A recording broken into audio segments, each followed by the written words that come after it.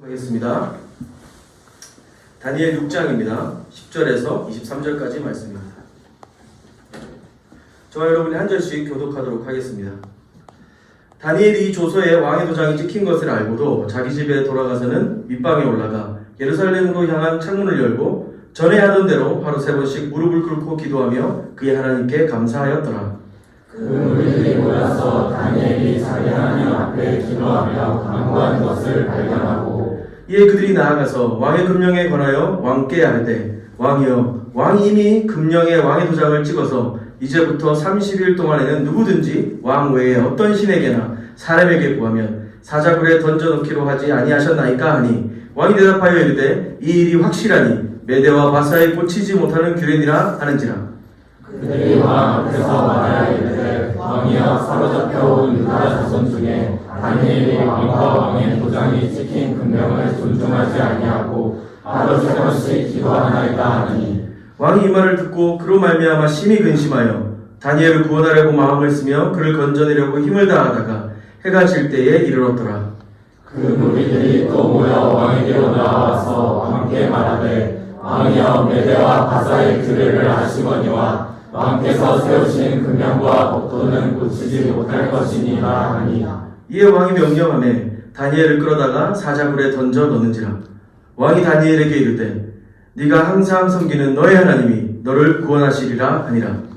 이에 돌을 그려다가 돌 어귀를 막음에 왕이 그의 도장과 귀족들의 도장으로 공하였으니 이는 다니엘에 대한 조치를 고치지 못하게 하려 함이었더라.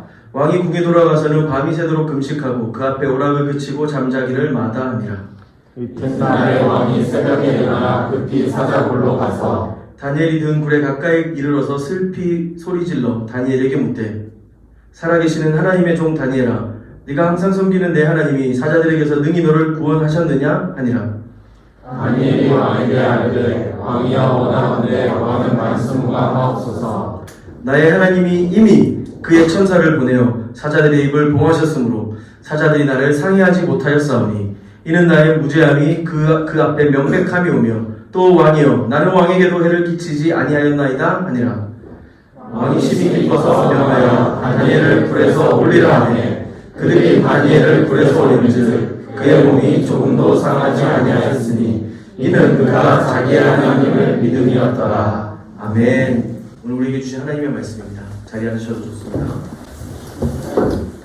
새로운 왕이 다스리는 세상이 되었습니다. 그러나 여전히 다니엘은 탁월하고 유능했던 것 같아요. 그래서 우리 어머님들이 굉장히 좋아하시죠. 그래서 다니엘 같이 되라. 네? 보통은 새로운 왕조가 들어서면 어떻게 됩니까? 영화 같은 데 보면, 그죠? 기존 세력들이나 거기에 부역하는 사람들은 다 숙청되거나 밀려납니다. 그런데 다니엘은 포로로 잡혀왔던 유다 사람이었어요. 출신 성분도 미천합니다. 그리고 이미 나이가 80 가까이 이르렀어요. 굉장히 고령이죠. 그럼에도 불구하고 지금 이 왕이 전국을 다스리는 최고 총리 3명을 뽑았는데 그 중에서도 가장 뛰어난 수석으로 이렇게 지목을 했던 것 같습니다. 역시나 이 시기와 질투를 한 몸에 이렇게 받았겠죠. 나머지 그 두 총리와 고급 관료들이 다니엘을 시기했습니다. 그래서 고발하려고 막 알아봤는데 그들의 온 정치력을 쏟아부어 보아도 아무리 뒷조사를 해보아도 다니엘을 고발할 아무 근거나 약점도 찾지 못했습니다. 정말 충성되고 성실한 사람이었다는 것을 보여주죠. 그러나 이제 이 대적들에게는 전혀 방법이 없었던 건 아닙니다. 원래 이 악은 강한 모든 수단을 동원합니다. 똑똑하고 부지런하거든요. 방법이 전혀 없었다는 건 아니었어요. 그들은 말도 안 되는 아첨으로 이 왕의 마음을 뒤흔듭니다. 30일 동안 누구든지 왕 외에 다른 어떤 신에게나 사람에게 기도하거나 무엇을 구하면 안 된다라고 하는 거죠. 그러니까 왕은 가만히 있는데 자기는 뭐 권세도 있고 힘도 있고 능력도 있으니까 그냥 이 조직 체계 안에서 자기는 괜찮은데 이 신하들이 와가지고 신이 되어 주십시오라고 하는 거죠. 근데 여러분한테 그렇게 얘기한다면 물론 굉장히 부담스럽겠지만 기분 좋지 않겠어요? 그러나 아첨에 이 왕이 넘어갑니다. 그래서 누구든지 그 명령을 어기면 사자굴에 집어넣겠다라고 이제 정하죠. 이게 지난주 지키어스 내용이었습니다. 기억나시죠? 네? 네, 그렇죠. 리더들이 고개를 끄덕여줘서 다행입니다. 그리고 오늘 이제 본문 10절인데요. 다니엘이 조서에 왕의 도장이 찍힌 것을 알고도 자기 집에 돌아가서 윗방에 올라가 예루살렘으로 향한 창문을 열고 전에 하던 대로 하루 3번씩 무릎을 꿇고 기도하며 그의 하나님께 감사했다라고 했습니다. 다니엘은 당연히 그 조서 내용을 알았을 겁니다. 만인지상 1인지하. 그를 통과하지 않고 결정되는 법령이나 정치는 없을 거였으니까요. 그럼에도 그는 집에 돌아가서 하나님께 기도합니다. 덧친 걸 알고 있었지만 스스로 걸어 들어갑니다. 다니엘을 시기하고 고발하는 무리들이 다니엘이 하나님께 기도하는 것을 발견합니다. 모르죠. 다니엘이 숨어서 기도를 하려고 했는지 어떻게 했는지 본문에는 그런 흔적은 없습니다만 아마 이 대적들은 덫을 놓고 당연히 다니엘이 걸릴 걸 생각하고 지켜봤을 것 같습니다. 그리고 왕에게 바로 고발하죠. 보고합니다. 다니엘이 아까웠던 이 왕은 굉장히 고심합니다. 굉장히 고심하죠. 오늘 본문에 보면 고민이 돼가지고 하루 종일 어떻게 해야 될지 모르고 밤까지 그러고 밤을 새워 금식하고 그럽니다. 이 친구를, 이 왕이.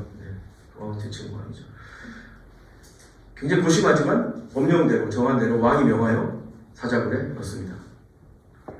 오늘 이 다니엘 이야기를 통해서 좀 3가지 생각해 보려고 하는데 첫 번째는 전에 하던 대로 기도하는 다니엘입니다. 다시 10절인데요. 윗방에 올라가 예루살렘을 향한 창문을 열고 전에 하던 대로 하루 3번씩 무릎을 꿇고 기도하며 그의 하나님께 감사하였더라.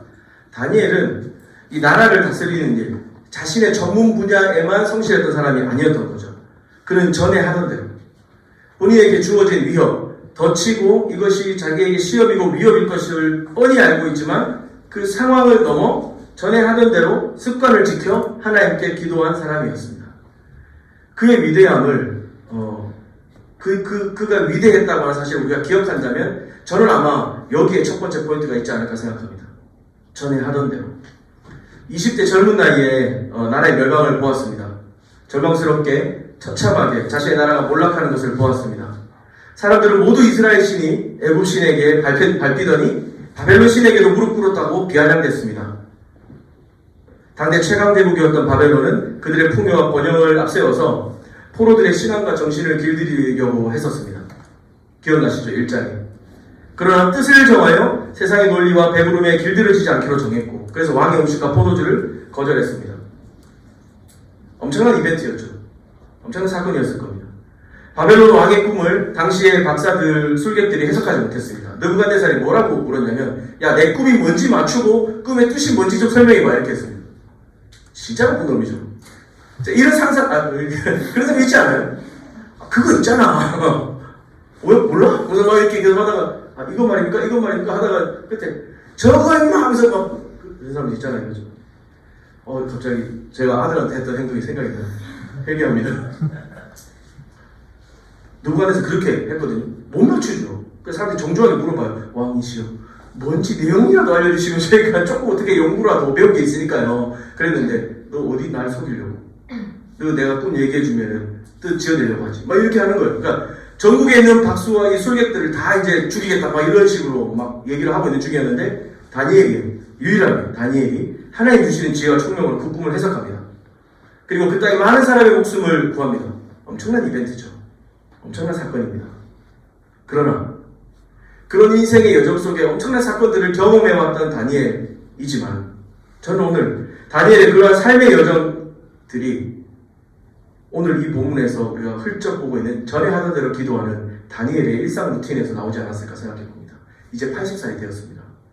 60년 동안 그가 가졌던 능력과 권세와 많은 것들이 어쩌면 이 엄청난 이벤트들을 잘 치러냈기 때문에 혹은 그 이벤트를 통하여 본인이 얻어낸 힘이 아니라 전에 하던 대로 상황에 상관없이 하나님 앞에 엎드려 기도할 수 있는 사람이었기 때문에 그에게는 이런 기적과 같은 사건들이 일상과 같았고 하나님이 그와 함께 하시며 이런 이벤트들을 계속해서 치르며 지나갈 수 있게 하신 것이 아닌가 생각합니다. 사실 뻔히 자신이 덫에 빠진 것을 알고 있을 겁니다. 지금 다니엘은 본인이 가진 능력으로 처세 그리고 정치력이 필요한 시점이 아닌가 싶습니다. 그게 지혜롭지 않을까요? 아니면 조금 시간을 미뤄서 기도를 한다든지 숨어서 기도를 한다든지 그러나 그는 집에 돌아와서는 전에 하던 대로 하루 3번씩 무릎을 꿇고 기도합니다. 그냥 3번 하던 거 원래 한 번만 줄여서 그런 생각이 없었어요. 전에 하던 대로 3번씩 무릎 꿇고 기도했습니다. 다니엘은 그저 지위와 자신의 권력만 박탈당할 위기가 아니었죠. 사자굴에 던져지겠다고 위협이 돼 있기 때문에 목숨을 잃어버릴 상황입니다. 그러나 그는 이 강대국의 최고 관리 총리로서가 아니라 이 위협 앞에 신앙인으로서 하나님의 백성으로서 그 위협 앞에 서는 것을 선택합니다. 위험하죠. 굉장히 위험합니다. 우린 결과를 알고 있기 때문에 다니엘이 얼마나 위험한지 별로 생각하지 않습니다. 어차피 그 고양이하고 놀고 있을 거 아니야 뭐 이런 생각 하잖아요. 우리 어릴 때 봤던 그런 수포부 이런 데 보면 수포부 너무 옛날인가? 어쨌든 그 어릴 때 만화 같은 거 보면 사자가 막 처럼 으르렁거리다가 다음날 문을 여니까 사자 갈비가 이렇게 내려가 있고 눈이 이렇게 되어서 되게 선량한 고양이 같은 사자 이렇게 쓰다듬고 있는 다니엘 나오잖아요. 우리는 이미 다 알고 있으니까 그렇다고 생각하지만 만약에 여러분에게 이런 이슈가 던져진다고 생각해 보십시오. 말이 된다 안 된다 그런 생각하지 말고 만약에 여러분에게 이런 결단을 요구하는 상황이 된다면 아무리 작은 거라도 사실 굉장히 치명적으로 여겨질 것이고 고민이 많이 될 겁니다. 만약에 제가 다니엘 곁에 있었다면 이렇게 얘기했겠죠. 다니엘, 제가 이제 사역을 한 15년, 17년 해봤는데요. 기도한다고 다 되는 게 아니에요. 아니, 제 말은 기도에 능력이 없다는 말이 아니라 지금 기도한다고 내 응답되는 게 아니라 그리고 웨이트나 모두 응답이래요. 기도 가는데 들으셨죠? 기다리고 그것도 응답이래요. 그러니까 30일 정도만 참으면 되잖아요. 30일만 참으면 괜찮아요. 다니엘. 지혜롭게 행동하셔야 된다. 지금 갑자기 하고 세 번씩 다 보이는데 그렇게 하지 마시고 다 같이 위험할 수 있으니까 저는 이렇게 조언할 것 같아요. 근데 그는 전에 하던 대로 기도합니다. 왜요? 그의 처세나 그의 지혜로움에 자신의 운명을 걸지 않습니다. 하나님께 자신의 운명을 맡기고 있습니다. 결과와 상관없이 다니엘은 지금 하나님을 선택하는 행동을 취하고 있는 거죠. 그래서 말도 안 되는 위협과 억울한 칼날 앞에서도 전에 하던 대로 기도합니다. 오늘 설교 제목을 다니엘의 기도학교라고 했는데 첫 번째 이 학교에서 배워야 될 것이 우리가 전에 하던 대로입니다. 사도행전 3장에 보면 오순절 성령감이 사건 후에 교회가 시작하거든요. 설교 한 번에 3,000명이 회심합니다.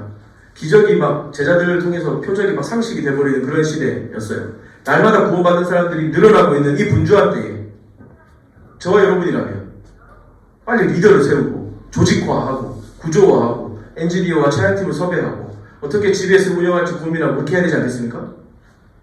그런데 여기 담임 목사와 수석 부목사쯤 되는 베드로와 요한이라는 사람은 제구시 기도 시간에 그들이 행정회의를 하거나 사역 자료 개발에 몰두한 것이 아니라 제구시 기도 시간에 전에 하던 대로 성전으로 갑니다. 다니엘과 같이 그들은 전에 하던 대로 기도하러 갑니다. 그 길에 만난 안진뱅이를 일으키고 모든 백성이 하나님을 찬송하게 됩니다. 그리고 당시에 그 정치관료들이 잡아가죠. 잡아가서 또 신문합니다. 그들을 통해 하나님의 이름이 그리스도의 이름이 더 높아지는 사건들을 보게 됩니다. 환난 중이든 순탄한 중이든 다니엘과 베드로, 요한은 전에 하던 대로 하나님을 찾고 구하며 하나님께 운명을 거는 믿음의 사람들이었던 거죠. 오늘 다니엘의 기도학교 두 번째 배우고 싶은 것은 자기 하나님 앞에입니다. 다니엘의 이 그 기도 습성은 다니엘의 신앙은 대적들도 다 알고 있었습니다. 여기 자기 하나님 앞에라고 하는 이 구절은 11절에 나옵니다. 그 무리들이 모여서 다니엘이 자기 하나님 앞에 구하며 간구하는 것을 발견하고 이 그 무리들이 누굽니까? 대적들이죠. 대적들이 자기 하나님 앞에 기도했다. 다니엘이 라는 걸 알았습니다.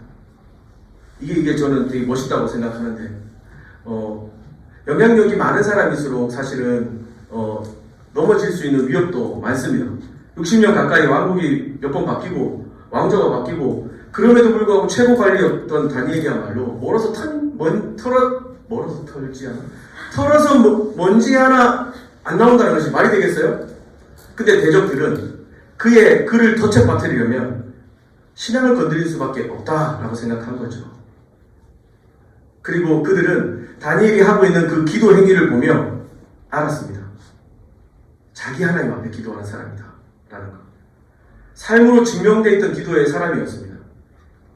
여기 음악 하시는 분 없으신가요? 그런 얘기 있잖아요. 바이올린 연습을 하루 안 하면 자기가 알고 이틀을 안 하면 가족이 안 알고 3일을 안 하면 옆집 사람이 안다. 그런 말이 있죠. 다니엘의 기도, 다니엘의 신앙은 적들도 알았던 겁니다. 적들도 잘 알고 있었습니다. 다니엘은 하나님의 사람이고 그의 신앙은 어떤 대가도 불사할 것이라는 것을 말이죠. 역설적으로 이미 대적들은 다니엘이라는 사람은 그 삶을 자기 하나님 앞에 내던진 사람이라는 것을 알았었습니다. 그래서 그들은 이 신앙으로 이 아첨으로 해서 왕을 이렇게 이상한 법령을 만들게 한 거였죠. 바울은 성도들을 향해서 너는 그리스도의 편지고 너는 그리스도의 향기다 라고 이야기했습니다. 지난 여름 우리가 베드로전서를 나누면서 흩어진 나그네로 우리는 이 땅에서 전혀 다른 종류의 방식의 삶을 선택한 사람. 그러니까 우리는 똑같이 이 동천동 503에서 이 지역사회 안에서 존재하고 살아가는 사람들입니다. 때로는 우리는 하나님 잘 보이지 않고 버려진 것 같고, 때로는 우리 스스로 우리 신앙이 무슨 내 삶에 의미가 있나, 어떻게 작동하나 고민될 때가 있을 때도 있습니다. 그렇지만 하나님이 그때 우리를 유기하시는 것이 아니라, 내버려 두시는 것이 아니라 기다리시며 함께 하시고 우리 가운데 이미 두신 구원의 기쁨과 그 은혜로 말미암아 새로운 삶의 방식을 선택하도록 또 그 삶을 격려하시면서 우리와 함께 하신다는 사실. 그래서 우리는 흩어진 나그네라고 하는 것, 그리고 선교적 부르심 안에 살아가야 한다는 것을 이야기했었습니다. 소망의 바람에 묻는 자들에게 말할 것을 준비하는 증인의 삶이 필요하다고 이야기했었습니다. 오늘 다니엘이 그렇습니다. 물론 다니엘에게 정중하게 와서 어떻게 하면 당신과 같이 하나님을 믿을 수 있습니까? 라고 질문하지 않았죠. 그러나 이들은 알았습니다. 다니엘을 넘어뜨리는 방법은 신앙을 건드리는 것밖에 없다. 여기 80세 노인 다니엘이 그렇습니다. 자기 하나님 앞에 기도하는 사람이라는 것을 주변 사람이 다 알고 있었던 거죠. 우리는 가끔은 우리의 신앙에 관하여서 굉장히 지나치게 개인적으로 생각할 때가 많습니다. 여러분이 보여지는 모습을 과도하게 나는 기독교인이야 라고 라벨을 붙이고 사는 것 의미 없다고 생각합니다. 지지난주인가요? 다니엘서 1장을 설교하면서 우리가 그 이름으로 사는 것이 아니라고 이야기했었습니다. 그러나 뜻을 정하여 하나님 앞에 하나님 백성답게 살아가고 하나님을 선택하는 삶을 결정했던 다니엘은 그가 스스로 뭐 전도를 하거나 전도 폭발을 하거나 무슨 제자 훈련을 시킨 것도 아니지만 이 사람은 주변 사람들로 하여금 여호와 하나님을 경배하는 삶이 무엇인지 보여줬던 사람이었습니다. 여러분, 그런 삶을 여러분 안에 좀 담아내는 기쁨과 은혜가 있었으면 좋겠습니다. 그것은 여러분이 뭐 등에 Jesus love you 이런 거 박혀있는 잠바를 입고 다니라 그런 뜻이 아닙니다. 차에다가 막 십자가 엄청 큰 거 받고 다니라 그런 뜻 아니고, 여기에서 빨간 십자가 메고 다니면서 막 그렇게 예수처럼 푸시처럼 말하는 게 아닙니다. 이 세상과 전혀 다른 삶의 방식 가운데 믿음으로 그 삶을 선택하는 것. 여러분 직장 생활에서 여러분이 그리스도인이라는 걸 드러낼 수 있는 여러분 전혀 다른 결정들. 다니엘이 사람들에게 어떻게 그게 폭로됐겠습니까? 그 사람의 신앙. 결정이 달랐던 겁니다. 뭔가 결정하는데 결정이 달랐던, 부자들 배를 불리고 자기에게 유익이 되고 이익이 되는 사람에게 뭔가 보상을 해주듯이 정책을 결정하지 않는 거죠. 가난하고 소외되고 버려진 사람들을 바라보는 겁니다. 유리방황하고 지친 사람들을 돌봐주는 겁니다. 출신 성분이나 성별에 상관없이 사랑해주고 돌보아주고 그 나라가 책임져 줄 수 있도록 결정하고, 아마 다른 선택들을 했던 것 같습니다. 다들 바벨론 신에게 벌벌 떨면서, 있지도 않은 신에게 벌벌 떨면서 걱정할 때 나는 하나님 앞에 서 있다라고 생각하면서 하나님의 가치, 공의와 정의를 실천하는 것을 결정했었을 겁니다. 사람들이 그걸 발견한 거죠. 마지막 세 번째, 나의 하나님이 이미. 세 번째로 다니엘의 기도학교에서 우리가 생각해야 되는 건 기도의 응답인데요. 이 하나님께서 반드시 기도를 응답하신다는 사실만큼 기도를 이렇게 격려하는 게 없는 것 같습니다. 다니엘은 지금 전에 하던 대로 기도하고 있습니다. 감사하며 기도하고 있답니다. 감사하며 기도하고 있답니다. 적들의 눈을 가려주세요. 왕이 모르게 해주세요. 그냥 나를 용서하게 해주세요. 이런 기도가 아니라, 사자굴에 안 떨어지게 해주세요. 이런 기도가 아니라 감사하며 기도하고 있습니다. 어째서 그럴 수 있었을까? 하나님이 응답하시는 것을 믿기 때문에 그렇습니다. 하나님이 응답하시는 걸 믿기 때문에 그렇습니다. 그럼 목사님, 다니엘도 그러면 사자굴에 떨어지지 않게 해달라고 기도했다는 뜻인가요? 방금 아니라고 그러셨잖아요. 다니엘도 위기에서 벗어나게 해달라고 기도했다는 건가요? 아니면 자기가 기도하지만 남들의 눈에 띄지 않게 해달라고 기도했다는 건가요? 아니요. 본문에 그런 흔적은 없습니다.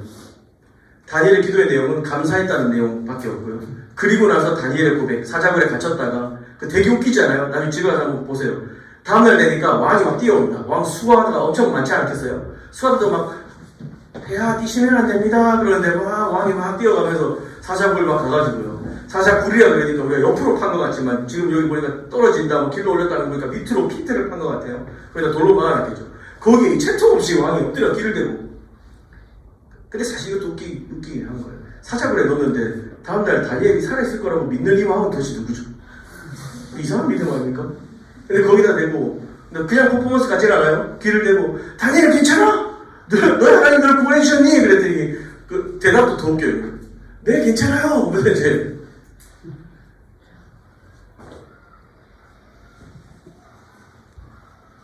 그때 다니엘이 이야기합니다. 나의 하나님이 이미 같이 그 말씀 한번 읽어볼까요? 22절인데요. 읽어보겠습니다. 나의 하나님이 이미 그의 천사를 보내어 사자들의 입을 봉하셨으므로 사자들이 나를 상해하지 못하였사오니 이는 나의 무죄함이 그 앞에 명백함이오며 또 왕이여 나를 왕에게 배를 끼치지 아니하였나이다 하니라. 아멘. 나의 하나님이 이미 천사를 보내어 어느 시점인지 잘 모르겠지만 저는 좀 믿음으로 고백할 수 있을 것 같습니다. 다니엘이 이미 기도할 때 감사할 수 있었던 이유는 나의 하나님이 이미 내 상황을 굽어 살피고 계시고 결단하여 하나님께 운명을 맡긴 나의 기도 가운데 역사하실 것이며 나는 알 수 없지만 비록 내가 죽을지라도 내가 사자굴에 떨어질지라도 나를 구원하시지 않을지라도 그분은 하나님으로서 홀로 존귀와 영광을 받으실 분이시다라는 것을 알죠. 다니엘은 사실은 기도를 이제 기도응답을 알았기 때문에 이렇게 당당했다라고 볼 수도 있겠지만 다니엘이 이 기도를 피할 수가 없었습니다. 왜냐하면 자기를 넘어뜨리려고 하는 것을 알았기 때문이죠. 굉장히 역설적이지만 자기를 넘어뜨리려고 만든 법이기 때문에 다니엘은 피할 수가 없었습니다. 왜요? 자기가 여기서 피하는 순간 60년 전 자신이 쫓겨올 때 그날에 주변국들의 외침이 들리는 겁니다. 여호와 하나님, 저 애굽의 느보왕한테도 짓밟히더니 바벨론 마르뚝한테도 짓밟히고 이방신들 밑에 이제 여호와는 등급이 없네. 천하의 다니엘도 그 목숨 부지하려고 숨어서 기도하네. 다니엘은 숨어서 기도할 수 없었습니다. 전에 하던 대로 자기 하나님 앞에서 자기 하나님이 이미 응답하실 것을 믿음으로 바라보며 기도했어야 됐습니다. 다니엘의 기도는 사실 노진주 목사님은 이 본문을 가지고 이렇게 설명하십니다. 다니엘은 기도의 고백을 한 것이 아니라 신앙의 고백을 한 것이다. 고백의 문제이다 라고 얘기를 하는 겁니다. 저는 오늘 여러분이 어떤 기도를 어떤 방식으로 해서 어떻게 잘 응답받는지를 알려드리려고 하는 것이 아닙니다. 다니엘의 기도 학교를 총정리한다면 저는 이렇게 말할 수 있을 것 같습니다. 나의 성공과 실패에도 나의 잘됨과 나의 환난과 고난 속에도 그 어떤 상황 속에서도 하나님 나의 주인이 되십니다. 이것이 다니엘의 기도가 가르쳐주는 결론입니다. 가이사랴 빌립보에서 예수께서 제자들에게 물으십니다. 사람들이 날 누구라느냐? 어떤 사람들은 세리온이라 하고요, 엘리야라고 하고 막 그러는데요. 근데 너희는 나를 누구라 하느냐? 가이사랴 빌립보는 가이사랴는 카이사, 시저라는 뜻이고요. 빌립보는 필립이라고 하는 알렉산더의 아버지입니다.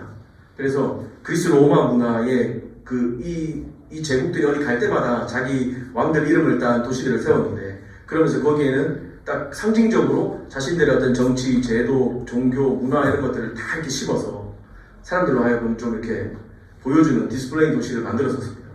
가이사랴 빌립보가 그런 도시였죠. 이름 자체가 시저와 빌립 아니겠습니까? 시저와 필립. 그 도시에서 예수님이 제자들에게 물으십니다. 너희는 나를 누구라 하느냐? 사람들이 다 이 세상의 구주가 시저라고 말하고 이 세상의 번역이 필립으로 왔다고 말하고 알렉산더의 공로라고 말할 때 너희는 나를 누구라 하느냐? 베드로가 손을 들고 저요! 주는 그리스도시요 살아계신 하나님의 아들이십니다.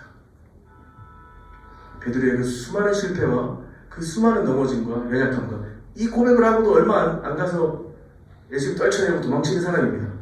그러나 이 고백이 얼마나 위대한 줄 아세요, 여러분? 예수님은 이 고백을 기쁘게 들으시면서 이걸 알게 한 것은 네가 아니라 하나님이 알게 하신 것이다. 내가 그리스도 내가 이제 십자가를 질 텐데 그 이후에 내가 이 고백 위에 내 교회를 세우겠다라고 이야기하십니다.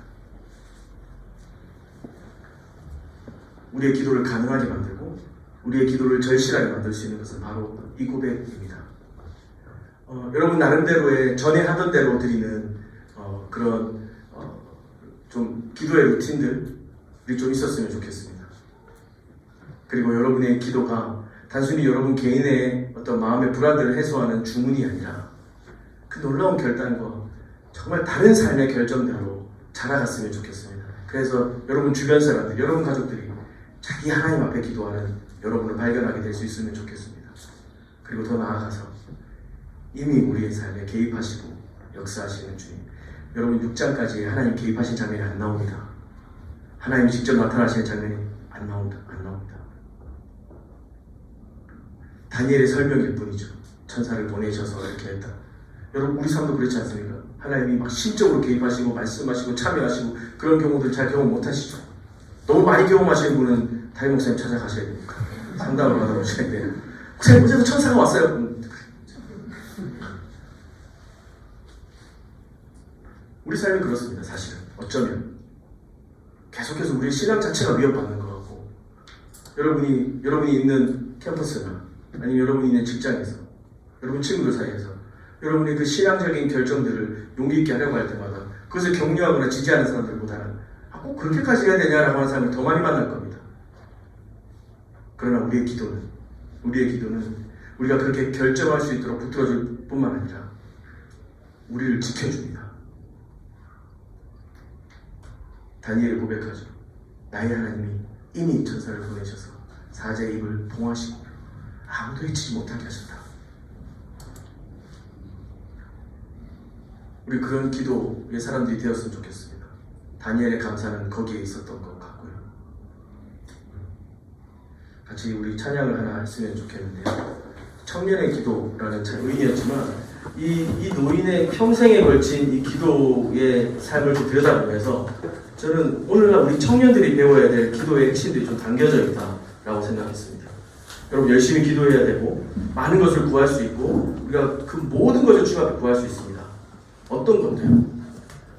우리 기도는 안전장치가 있습니다. 주님이 우리의 삶을 다스리고 통치하시기 때문에 절대 실패가 없을 것입니다. 그러나 우리의 삶을 바꾸고 우리의 삶을 지키고 기도 자체가 우리에게 전혀 다른 삶의 방식들을 결정하게 만드는 도전들로 나아간다면 저는 이 80세 노인 다니엘이 정말 젊고 힘있는 기도의 사람이 아니었는가 생각해 봅니다.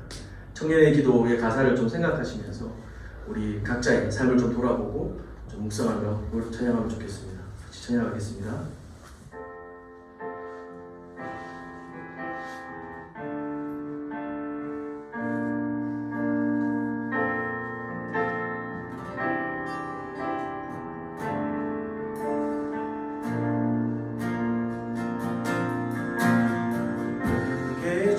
주신 모든 것 주께 감사드리며 많은 재물보다도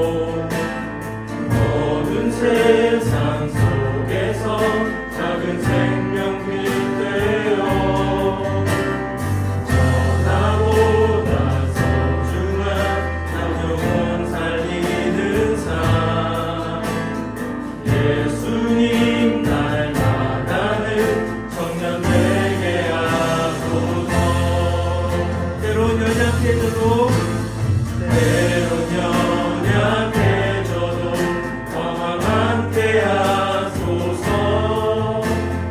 세상 험한 파도에 낚시 함께 하소서.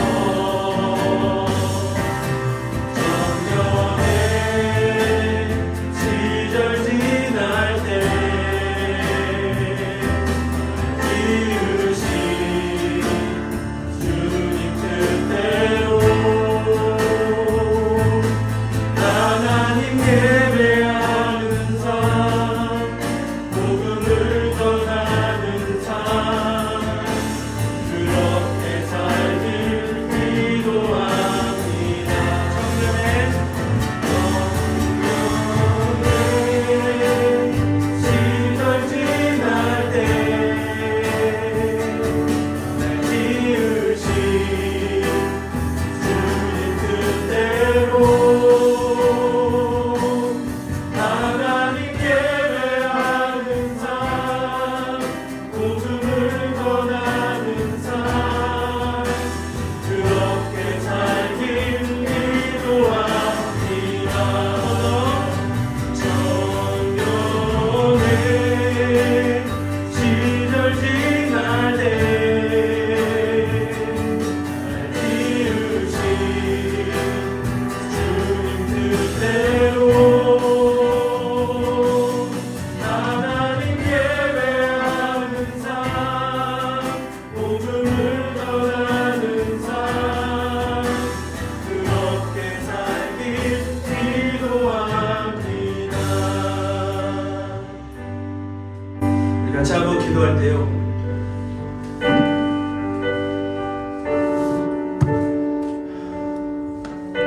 저는 조지비올로와 같이 5만 번 넘는 기도 응답을 받지 못해도 내일 다시 담대하게 주님 앞에 기도할 수 있는 마음이 있습니다. 왜냐하면 우리의 이 기도를 주님께서 이미 들으시고 응답하시는 줄을 믿기 때문입니다.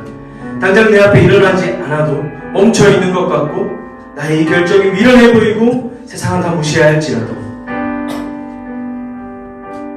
전에 하던 대로 내 하나님 앞에 엎드리는 믿음이 필요합니다.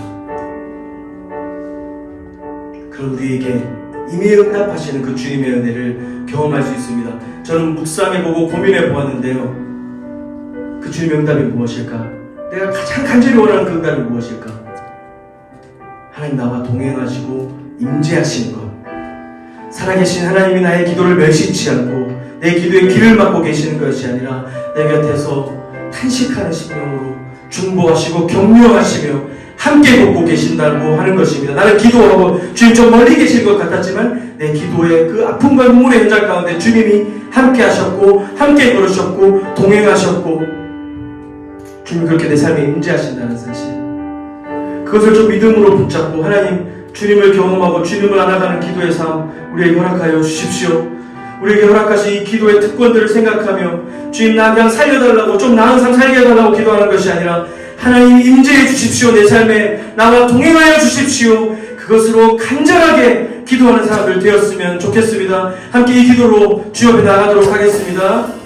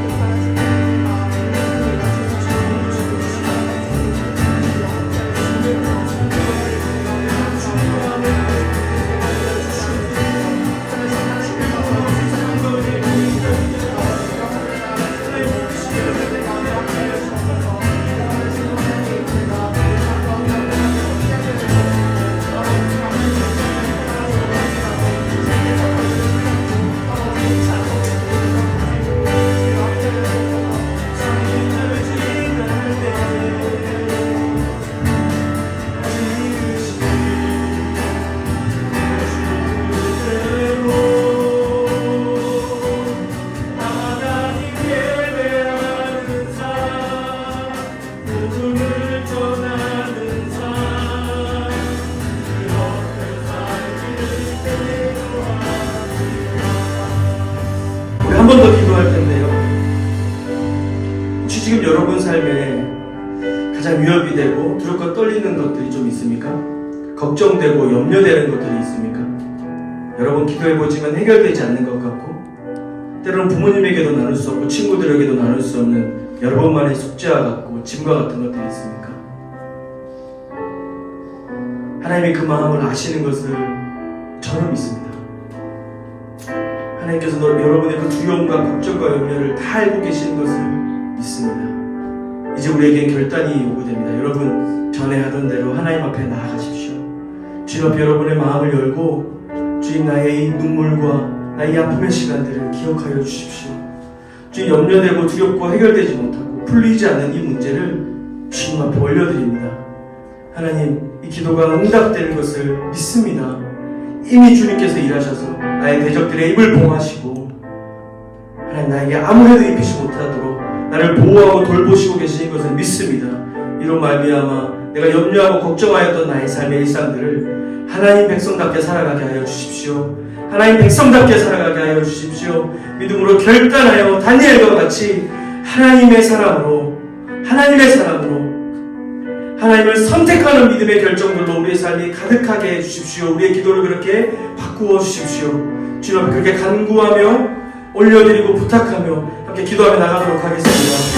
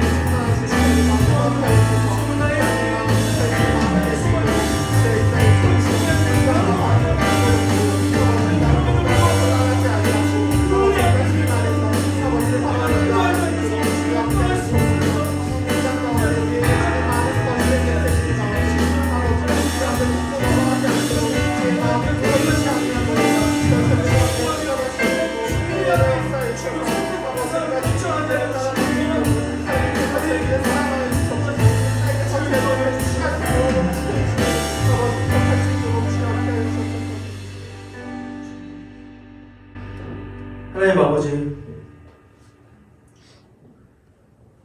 주님의 그 아름다우심과 거룩하신 나를 구원하시고 나를 사랑하시고 끝까지 나와 동행하기를 기뻐하시는 주님, 아들 예수를, 아니 자기 전부를 들여서 나의 죄를 사하시고 나의 깨어진 모든 관계를 회복시켜 주시며 그 은혜의 자리로 초청하시는 주님,